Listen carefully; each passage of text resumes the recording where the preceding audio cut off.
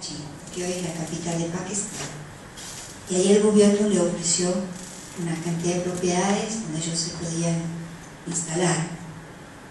Y como había muchos, la guerra en India no terminó, porque Pakistán era Pakistán, es más, todavía hay, ¿no?, reverberancias de la división.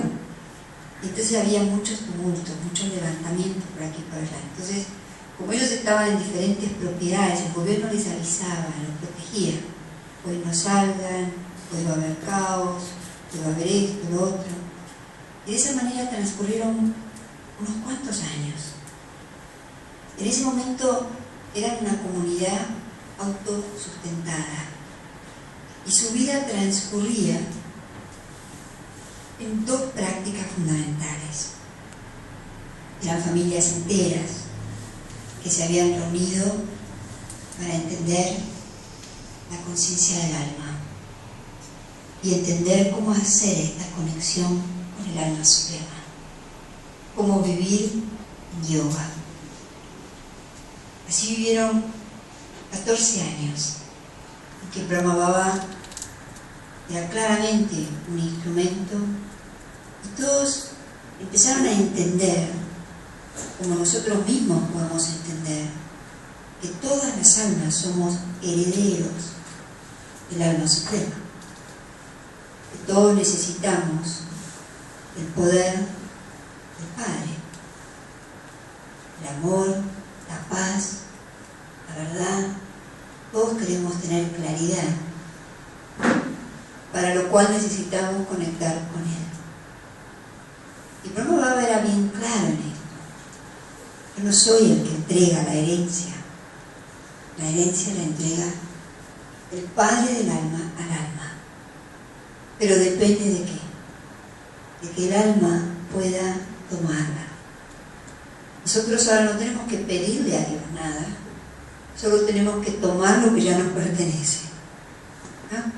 Sería raro que un hijo tuyo entre a tu casa y te diga, si por favor lo podés querer, ¿no? O si le das permiso para entrar en su casa, o si le das permiso para sentarse en tu regazo. Sería muy raro, ¿no? ¿Y qué le tratarías de hacer entender? Que es su hijo y que tiene derechos. Entonces, esta pequeña comunidad lo que estaba buscando entender era cómo vivir en el marco de las responsabilidades que les darían la experiencia de sus derechos. Cómo ser verdaderos hijos, cómo ser solo instrumentos. Porque si Dios es la fuente, la energía que hay en el alma, ¿de dónde viene? Del Padre. Entonces lo que hago con esa energía es el mérito de quién. Tiene valor el que yo use esa energía, pero no es una energía que yo genero, es una energía que yo administro. Y está en nuestro autorrespeto entender que tenemos que tener ese arte de hacer por esa energía lo mejor, ¿no? Es como si la tierra se arrogara el brillo o el calor del sol, ¿no? ¿Qué cosas pasan en la tierra cuando hay luz y calor? Pero ¿el mérito de quién? Del sol. No es el mérito de la tierra, ¿no? Y esa es la humildad que nosotros tenemos que aprender. Sí vivieron muchos años en esta práctica, donde tenían que transformarse, porque convivir en la diversidad que ahí había era todo un desafío, ¿no? Gente muy muy rica con gente muy muy pobre, todos viviendo de la misma exacta forma, con exactos mismos derechos, con las mismas responsabilidades, ¿no? Entonces había que salir de la superioridad y de la inferioridad, porque ninguno de los dos es. Y es el mismo desafío que tenemos nosotros, ¿no? Entonces, pasaron los años Y llegó un momento en que Dios les dijo que volvieran a India. Para esa época, como que esta pequeña familia había crecido. Y entonces los recursos de Brahma Baba se iban acabando. Cuando ellos vuelven a India, las familias de los alumnos querían que terminara. Y entonces la ayuda, alguien había ofrecido ayuda, con tal de que vuelvan a India. Y cuando volvieron, la persona que ofreció ayuda fue sobornada por toda la gente que había sido la contra, para que no le dé la ayuda que había prometido. Y entonces él llega con 300 alumnos, porque muchos sí se volvieron a sus casas porque tenían miedo. ¿Qué pasaría si no hay recursos? ¿Cuántos de ustedes se hubieran quedado? ¿No? Y comenzó una etapa quizás la más poderosa de la historia de nuestra universidad, que es lo que las dadis significa hermanas senior, con mucha experiencia, describen como el periodo de la mendicidad, beggary time, así lo describen. Y fue un tiempo en que llegaron y esa ayuda no estaba, entonces se alojaron en un lugar, en la montaña, en Mount Abu, y hoy hay una casa que se llama Bridgecapel, que era un hotel, ahora es un hotel de estas casas victorianas, y esa era la casa que consiguieron. Ustedes van a ver esa casa, no pueden imaginar cómo entraban ahí tanta gente. Los baños los hicieron afuera de lata, y en agua hace mucho frío, mucho frío. Es una zona desértica en las montañas Aravalli.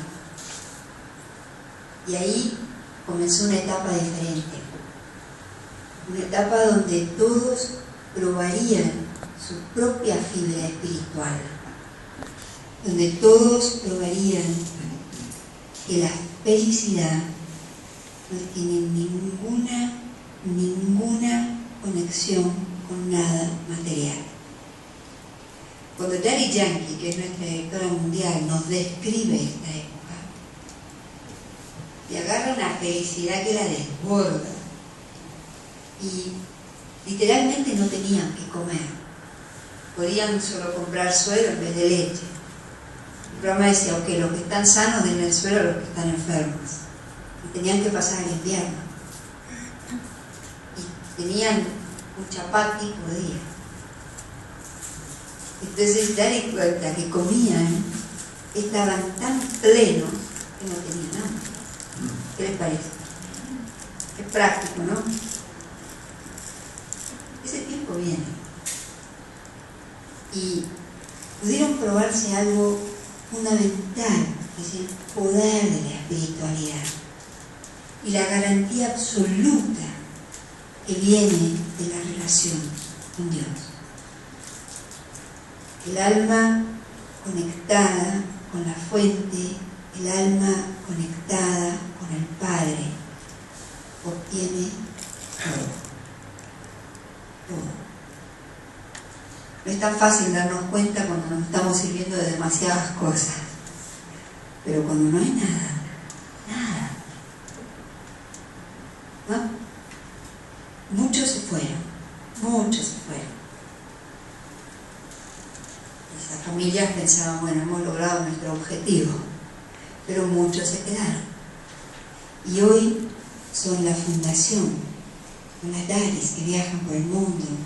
Daddy Yankee es un miembro del Consejo de Naciones Unidas, de líderes espirituales que participan en todos los foros importantes de la ONU para dar una mirada espiritual a los temas de medio ambiente, de tantos temas, ¿no?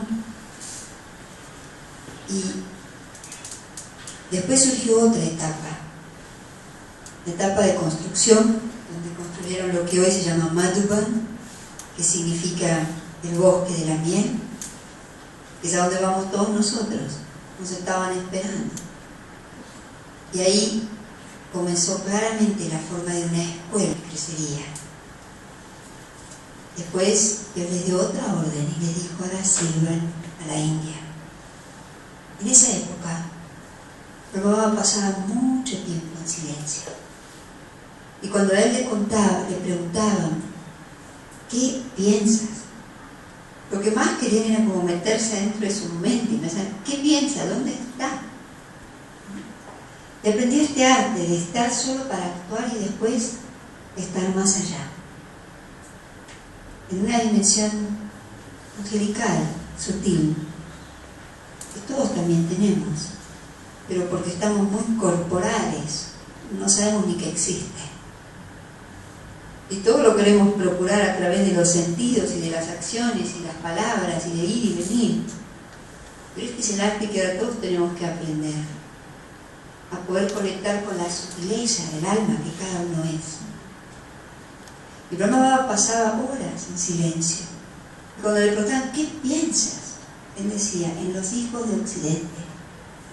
Llegará un tiempo que ellos vendrán a India, vendrán de vuelta a casa. Y hoy ustedes busquen un pasaje a la India, y cada vez está más caro, porque hay menos plazas conforme se acerca la fecha, ¿no? Entonces, las daris, que eran contemporáneas de él, le decían: pero ellos nunca se van a interesar por él. De plano, esto está solo en hindi, y ellos no saben hindi. Y Brahma le decía: la familia humana va a despertar. Y entonces, siempre les decía que estoy equivocando a los hijos de Occidente. Brahma al final partió como a los 93 años. Su mujer Yasoda, cuando su hogar se convirtió en un ashram, y sus hijas, había dos que estaban casadas y una se tornó también una alumna. Su esposa asumió el rol de ser como una hermana, como una más en esta comunidad. Y así fueron preparando muchas manos. Y había una joven que le llamaban Mamá. Mamá tenía 16 años cuando llegó. Mamá iba al colegio con quien después fue nuestra directora mundial, Lali Prakashmani. Y ella había escuchado hablar por su madre, por su tía, de estas reuniones donde todos entraban en esta incorporalidad impresionante. Y ella quiso ir. Y ella tuvo una experiencia tan poderosa que ella entendió su propio futuro. Y dijo: no voy más al colegio, esto no me interesa más. Necesito educación espiritual. Y se dedicó de lleno.